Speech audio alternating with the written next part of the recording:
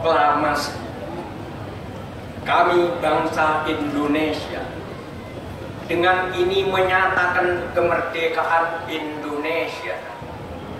Hal-hal yang mengenai pemindahan kekuasaan dan lain-lain diselenggarakan dengan cara saksama dan dalam tempo yang sesingkat-singkat. Jakarta, 17 Agustus 1945, atas nama bangsa Indonesia, Soekarno-Hatta. Setelah proklamasi itu, kita bangsa Indonesia memang mulai bisa bernapas lega. Meskipun tugas mengisi kemerdekaan luas tak terbatas, sedangkan penjajah Belanda tidak rela bumi Indonesia menjadi tanah merdeka. Bumi Indonesia harus tetap berada dalam cengkeraman Belanda, si angkara murka. Rakyat Indonesia tidak boleh menikmati kebebasan. Sungai panjang yang mengalir ke laut, gunung-gunung yang membiru, serta daun-daun pohonan harus menyanyi sanjungan kepada penjajah. Dan niat busuk Belanda terus direkayasa. Saat itu Surabaya, kota kita tercinta, menjadi sasaran utama. Maka dengan membonceng tentara sekutu, tentara Inggris, Belanda datang ke Indonesia, ke Surabaya. Mereka mulai menembakkan senjata, menakut-nakuti penduduk Surabaya sebagai preman kolonial yang bengis dan tak tahu aturan. Dan Surabaya mulai dicengkeram kekhawatiran. Rakyat jelata belum tahu mereka harus berbuat apa. Tapi semangat merdeka mulai terus menyala. Indonesia sudah merdeka dan harus tetap merdeka. Saat itulah seorang kiai sepuh, Kiai Hasyim Asy'ari namanya, yang melihat umat dengan kacamata rahmat, merasakan dengan jiwa yang dalam. Terasa berat bagi Kiai Hasyim penderitaan umat. Lalu beliau mengumpulkan para kiai, ulama se-Jawa dan Madura untuk menyelesaikan masalah umat, masalah bangsa, masalah negara kesatuan Republik Indonesia yang baru saja merdeka. Dari kejernihan jiwa Kiai Hasyim yang takarrub kepada Allah, yang didukung oleh akal sehat kolektif serta hasil istikharah para ulama, pada tanggal 22 Oktober 1945 tercetuslah fatwa resolusi jihad bahwa setiap muslim wajib berjuang angkat senjata membela tanah air Indonesia. Dan mereka yang gugur di medan perang melawan penjajah adalah kusuma bangsa yang mati syahid di jalan Allah. Fatwa yang cerdas dan penuh tanggung jawab itu lalu beredar ke seluruh tanah Jawa. Fatwa itu dicatat sebagai mustika jiwa oleh seorang anak muda berumur 25 tahun bernama Bung Tomo. Kemudian anak-anak santri untuk sementara menutup dan menyimpan kitabnya.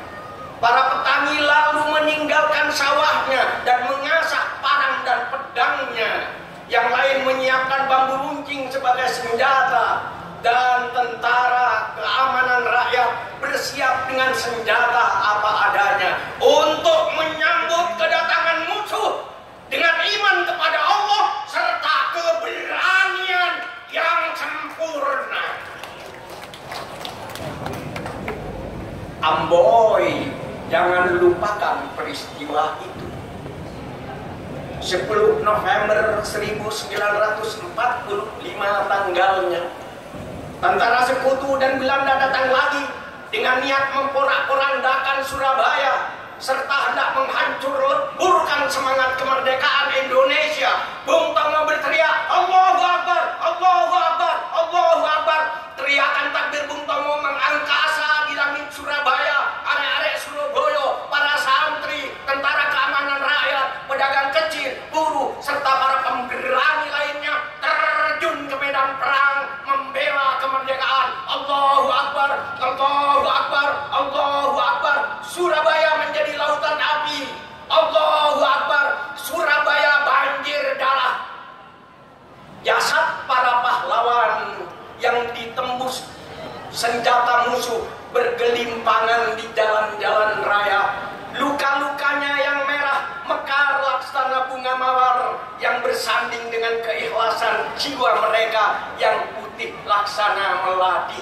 Mawar dan melati, merah dan putih. Allahu Akbar. Mawar dan melati, merah dan putih. Allahu Akbar. Bendera tanah airku. Dengan Allahu Akbar, bom dan tank-tank raksasa musuh dianggap kecil. Bom-bom yang berdentuman menjadi kecil. Mitraliur yang melesat ganas menjadi kecil. Bahkan maut pun dianggap kecil. Yang besar cuma Allah. Allahu Akbar, Allahu Akbar, Allahu Akbar. Maka jadilah tanggal 10 November menjadi Hari Pahlawan. Kiai Hasyim Asy'ari menjadi pahlawan. Kiai Wahab Hasbullah menjadi pahlawan. Kiai Zainul Arifin menjadi pahlawan. Dan Bung Tomo yang meneriakkan takbir itu menjadi pahlawan. Dan semua yang gugur membela bangsa dan tanah air adalah pahlawan. Nama mereka akan harum dalam kenangan. Dan harumnya akan semerbak sampai ke perkampungan surga.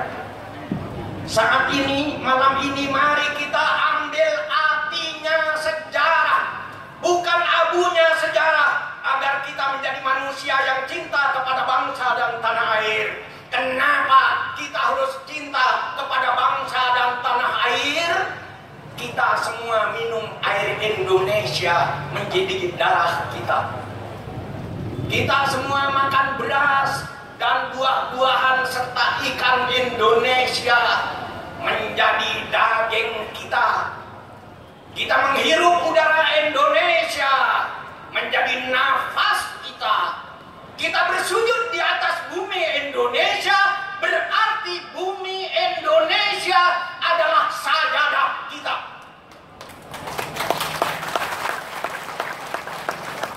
Dan bila tiba saatnya kita mati, kita semua akan tidur dalam pelukan bumi Indonesia.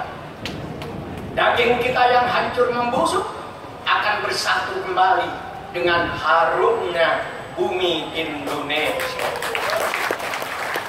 Maka tidak ada alasan untuk tidak cinta kepada bangsa dan tanah air. Tanah air Indonesia adalah ibunda kita. Siapa mencintainya, jangan mencipratinya dengan darah.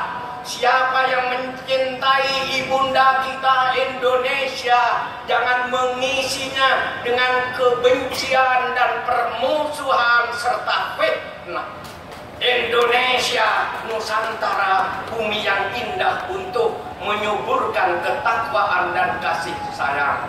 Tanah air Indonesia adalah sajadah kita, tempat kita bersujud kepada Allah. Wassalamualaikum warahmatullahi wabarakatuh.